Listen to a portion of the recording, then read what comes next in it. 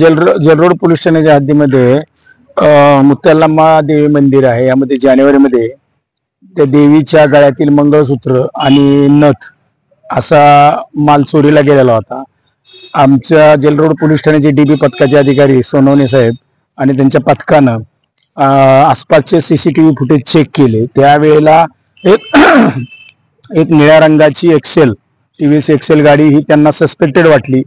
त्याचा आधार घेऊन डीबी पथकानं पूर्ण अनालायसिस करून अशा प्रकारच्या गाड्या जिल्ह्यामध्ये फक्त 60 ते 62च विक्रीला गेलेल्या आहेत अशी माहिती त्यांनी काढून नंतर लक्ष केंद्रित करून यातील जो आरोपी आहे हा आरोपी ट्रेस करून त्याच्याकडून त्यास अटक करून त्याच्याकडून चोरीस गेलेला सर्व माल हस्तगत केलेला आहे।